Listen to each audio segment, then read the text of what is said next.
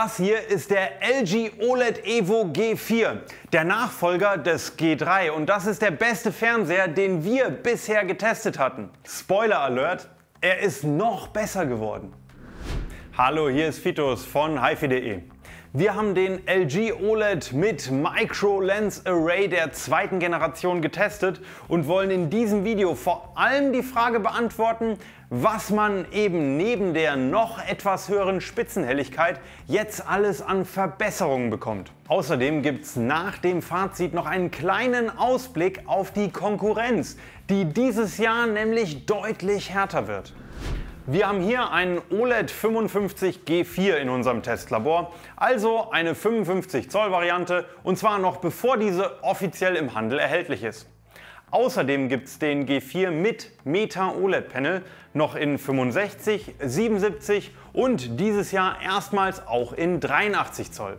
Der 97 Zoller hat nur das gleiche OLED EX Panel wie der G2 aus 2022 und ist somit eher diesem ähnlich. Daher werden wir ihn in diesem Video eher ausklammern. Trotz leichter Materialien fühlt sich der G4 von LG sehr hochwertig an. Die Verarbeitung fällt bis ins kleinste Detail gut aus.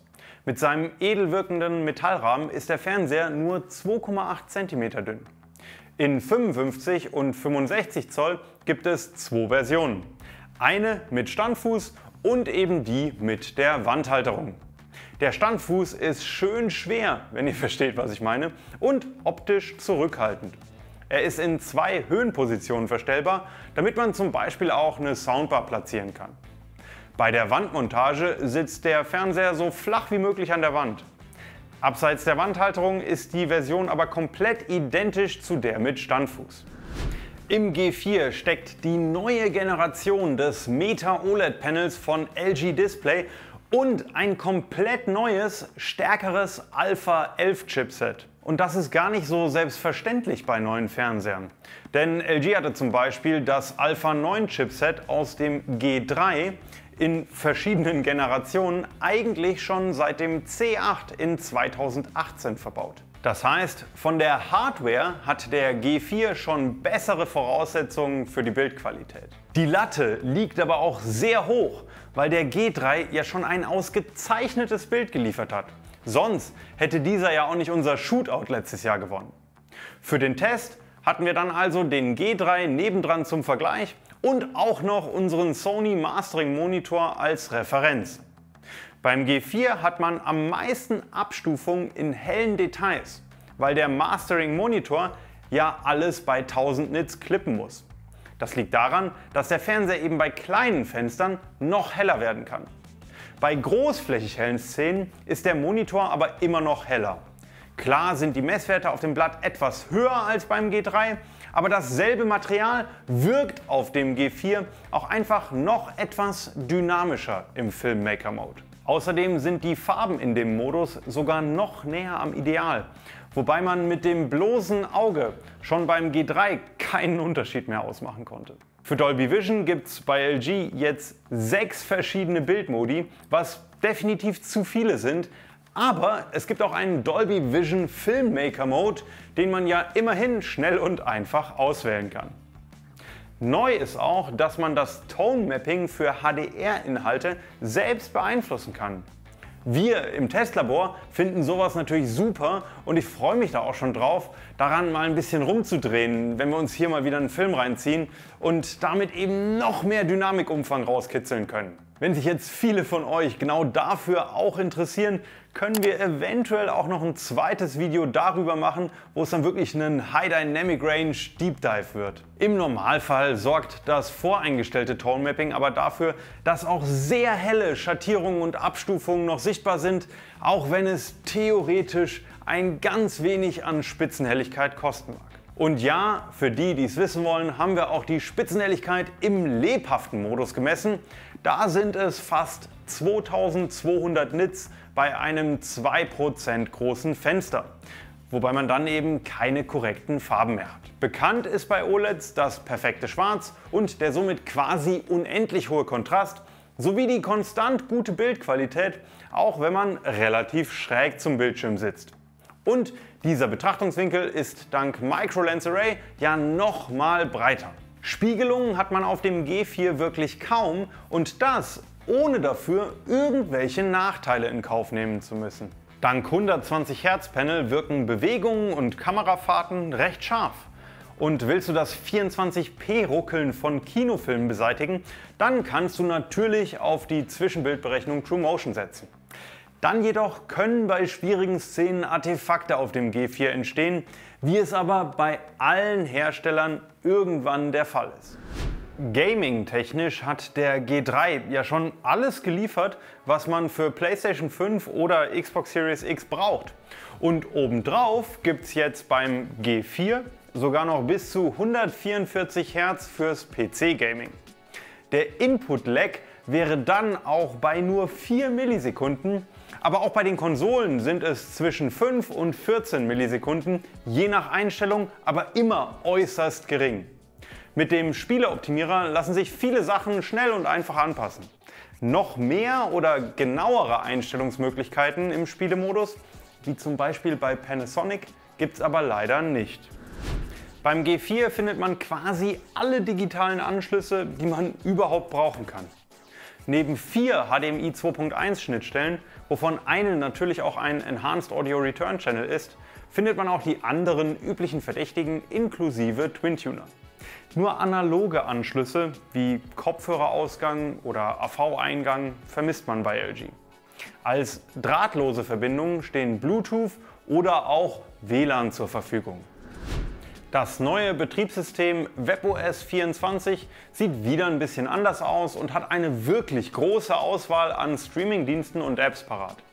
Neu dabei ist Chromecast und verbessert wurde die Multiview-Option, sodass man 4 Quellen gleichzeitig anzeigen kann, 2 davon HDMI.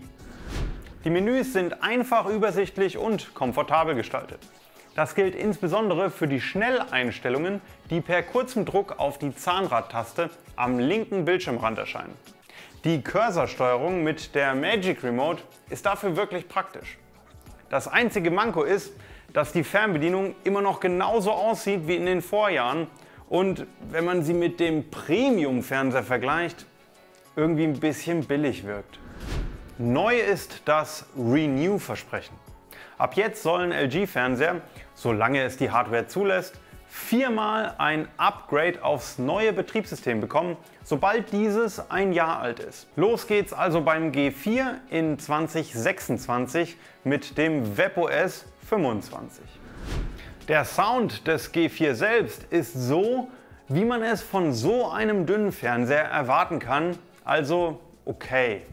Oder anders gesagt, er kann einfach nicht mit dem Bild mithalten. Dafür gibt es entweder die per Wi-Fi verbundene, stilistisch passende Soundbar von LG, die Torben übrigens gerade testet, oder man schließt eine andere Soundbar oder gleich eine Heimkinoanlage an. An die kann der TV dann via HDMI auch alles inklusive Dolby Atmos oder DTS-X weiterreichen. Der LG OLED Evo G4 ist ein beeindruckender Fernseher, der mit echt wenig Mühe wirklich extrem nah an die Referenz herankommen kann. Schon ab Werk liefert er äußerst korrekte Farben und wird so hell, dass in High Dynamic Range selten überhaupt Tone Mapping genutzt werden muss und das könnte man ja sogar noch selber manuell anpassen. Im Vergleich zum Vorgänger G3 wurden gleich mehrere Punkte verbessert. In 55 und 65 Zoll gibt es jetzt die Option mit Standfuß. In 83 Zoll das Micro Lens Array, 144 Hertz und Chromecast sind neu und High Dynamic Range sieht einfach noch ein bisschen besser aus. Lediglich die Fernbedienung ist immer noch nicht schick und meiner Meinung nach lassen die verbauten Lautsprecher schon etwas zu wünschen übrig, gerade im Vergleich zur Bildqualität. Aber ansonsten ist das Gesamtpaket einfach noch runder geworden, was dann auch in einer höheren Gesamtnote von 9,4 statt 9,3 resultiert. Wobei der Unterschied, so fair muss man sein, wegen der Rundung auf die erste Nachkommastelle eigentlich noch etwas knapper ist. Der G4 ist der erste Fernseher, den wir jetzt dieses Jahr getestet haben, aber trotzdem weiß ich jetzt schon, dass auch die Konkurrenz dieses Jahr wirklich angezogen hat. Samsung hat zum Beispiel auch eine neue Generation von QD-OLED-Panel im S95D und Panasonic macht beim Flaggschiff OLED Z95A mit Fire TV Betriebssystem bestimmt ordentlich bodengut, was die Smart TV-Bewertung angeht. Wir werden alle spannenden 2024er Fernseher selbstverständlich so schnell wie möglich für euch testen und planen auch jetzt schon, diese in einem Shootout im Blindtest gegeneinander antreten zu lassen. Damit uns in Zukunft immer mehr Türen dafür offen stehen, brauchen wir euren Support, indem ihr unseren Kanal abonniert und die Glocke anmacht. Für euch super einfach und für uns wirklich wichtig, also jetzt schon vielen Dank dafür. Für die tagesaktuellen Preise nutzt ihr am besten direkt die Links in der Videobeschreibung oder auch im ausführlichen Test von Torben und Herbert auf hifi.de. Ich bin gespannt auf eure Meinung zum G4 und auch zu den ganzen kleinen Verbesserungen, also teilt sie unten in den Kommentaren. Und falls ihr nach Alternativen oder einer anderen Preisklasse von Fernsehern sucht, dann schaut am besten in dieses Video rein.